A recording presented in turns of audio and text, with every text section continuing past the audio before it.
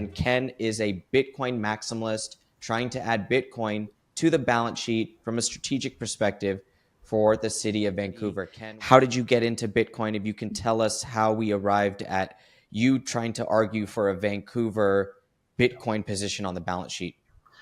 Yeah, okay, so we'll go way back. I'll give you my history on Bitcoin. So like pretty much everyone else, except for some of the OGs in Bitcoin, I was a pessimist.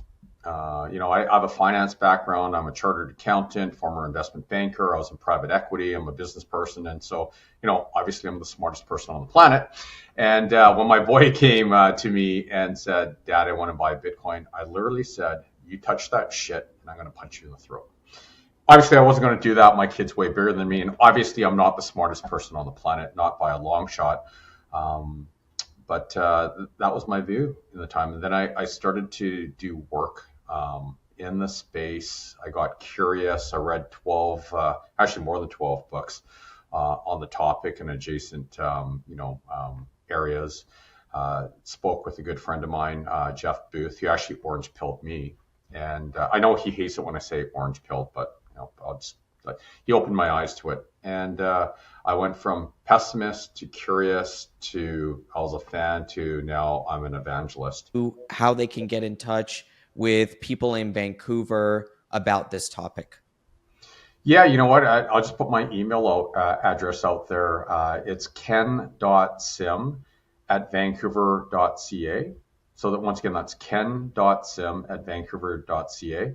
And if, my emails get screened, obviously I literally get, hundreds upon hundreds every single day. So in the header, if they just want to put urgent-Bitcoin, I'll take a look at every single one of those. Mayor of a big city is a difficult role these days. We dunk on mayors almost every week. Although I will say Ken is in the green room now. Ken, we have never dunked on you, buddy. So you've been doing something right. If we can't find any stories on you, that's a good thing. And then we invited everyone. And we said, look, anyone can use this, including the opposition councillors. And unfortunately, we live in a world of politics and there's some dipshits. Sorry, did I say that out loud? I'm sorry. You know what? We're going to be kind here. But basically, some people made it a political thing. Look, I'll preface this with, we never try to be the smartest people in the room. If I'm the smartest person in the room, that room's in a wrong room. Wrong room. And we have amazing people throughout the city of Vancouver. So on the budget, for example, we actually had, we set up a mayor's budget task force.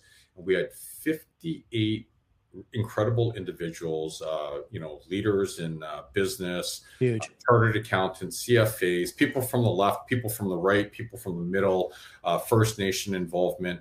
A bunch of students at UBC, and they ripped through our financials and they gave us a playbook.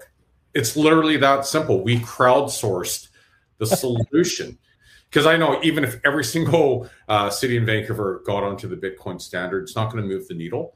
And you know what? Wouldn't it be great if all our cities could set themselves up for the next 100 years? And so if Kelowna or Nanaimo or Pickering, Hamilton, whatever, if they need help, if that's the community you live in, do the same thing. And if any of those communities want help from us, we're literally one phone call away and we'll help you and we'll share all our knowledge and we'll rally around you as well. Because it's important. We're talking about the future of our cities and our communities and our country. And it's a battle worth fighting.